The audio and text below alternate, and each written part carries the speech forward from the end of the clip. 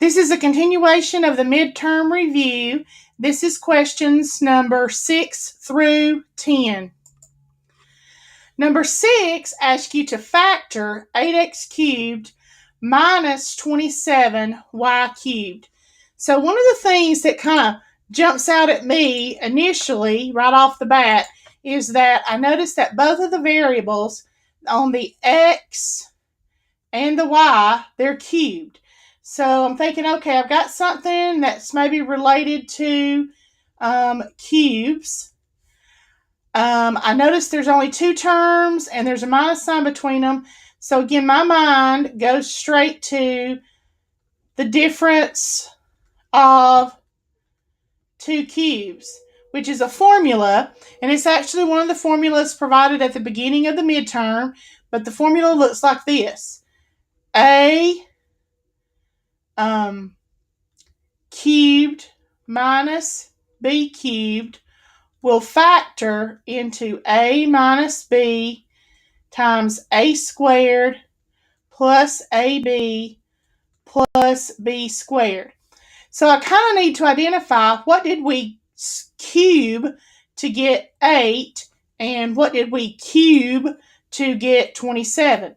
So you may have to think a little bit, but hopefully you know that 2 times itself 3 times would give you 8, and 3 times itself 3 times gives you 27. And hopefully it's obvious that you have an x and a y that have been cubed.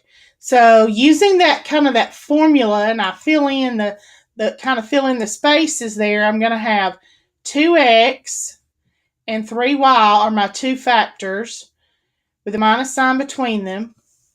Then I have 2x times 2x is 4x squared. 3y times 3y is 9y squared. And then 2x times 3y is 6xy. And they're both plus. And there you go. And honestly, that's the only way to factor that one. There's really no other way. You got to recognize it as a difference of two cubes. Number 7 is a multiplication problem that involves rational expressions. And the instructions say multiply and simplify. I personally like to simplify first, but in order to simplify, I need to try to factor all of the expressions here in this problem. So I'm going to start with 3x minus 6.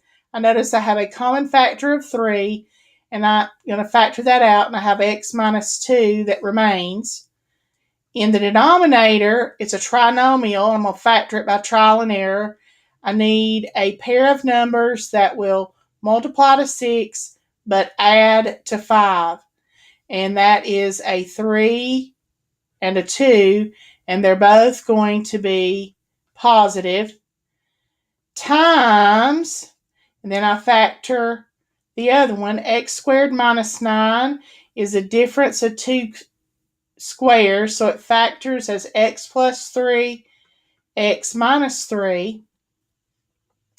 And then in the denominator, x squared minus 4 is also the difference of two squares, and it factors x plus 2, x minus 2.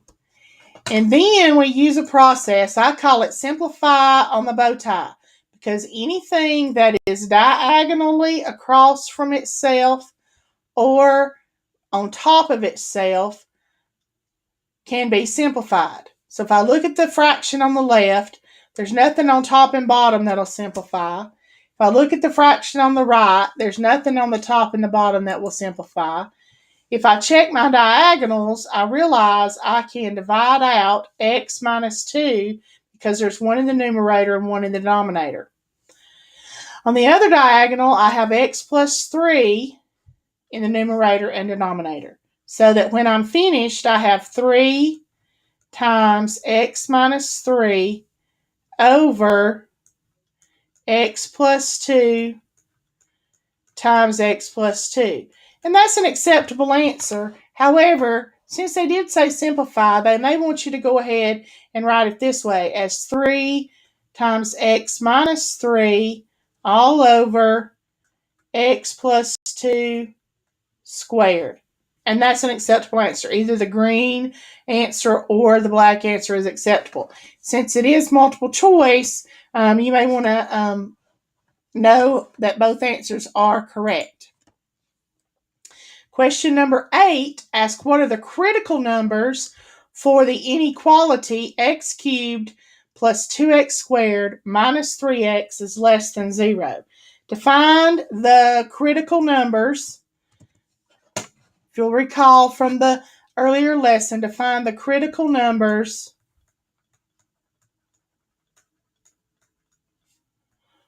we set the problem or the expression equal to 0 and solve. So I would have x cubed plus 2x squared minus 3x equal to 0. And then what comes to my mind almost immediately here is the fact that I have this cubed. It's usually a clue that I'm probably going to need to factor. So in order to solve this problem, I'm going to factor it. I do notice that I have a common variable. I have an x in each term, so I'm going to factor out the x, which leaves x squared plus 2x minus 3 equal to 0. Then I need to factor what remains inside the parentheses. Again, it's a trinomial. I'm going to factor by trial and error. X times x. I need a pair of numbers that multiply to 3 but subtract to 2. So I have a 3 and a 1.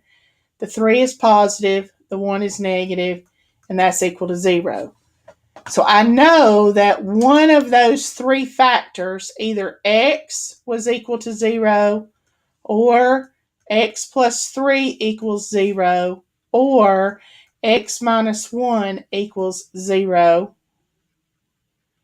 is or will help us find the numbers for our critical numbers. So x equals 0 is already solved for x. If I subtract 3 from either side, I have x equals negative 3. So negative 3 is a critical number. And then finally, if I add 1 for the last one, I get x equals positive 1. So I have the three critical numbers, 0, negative 3, and positive 1. Question number 9 asks you to solve kind of a basic algebraic equation, but it involves parentheses. So one of the first things we need to do is to eliminate the parentheses. We do that by using the distributive property and multiply the number outside the parentheses times everything inside the parentheses. So if I do that, I would have 12x minus 28 equals 8. What's your sign? Minus 6x minus 27. On the right-hand side, I'm going to come back and combine like terms. So I have 12x minus 28 equals 8. And minus 27 would give us negative 6x minus 19. Since I have x's on both sides and I have numbers on both sides, I need to get them together. So I'm going to add 6x to either side to get all the variables together on the left. So I have 18x plus 28 equals negative 19. I'm then going to subtract 28 to get all of the constants together on the right. So 18x equals negative 47. And then ultimately, to get the final answer, I need to divide both sides by 18 because I'm trying to isolate the x. So I end up with x equals negative 47 over 18.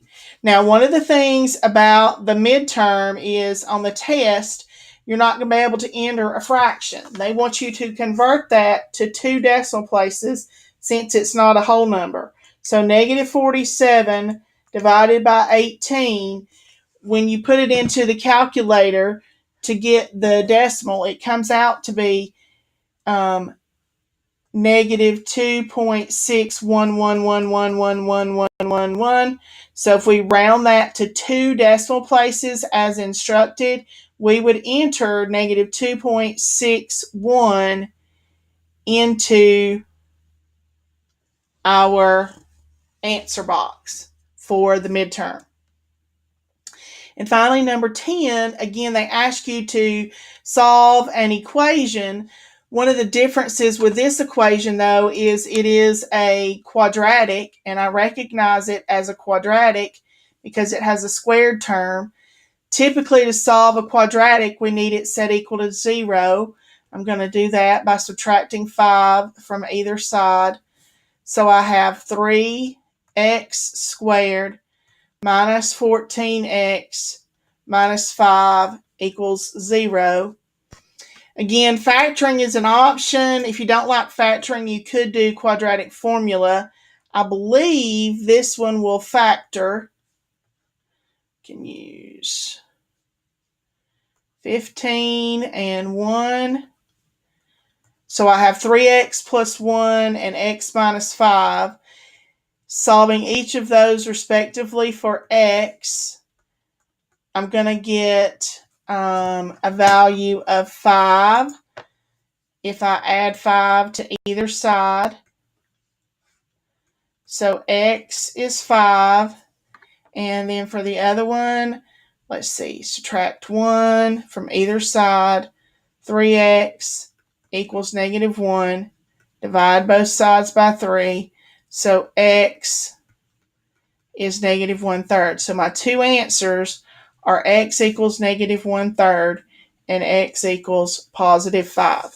This is the video for midterm review number 6 through 10.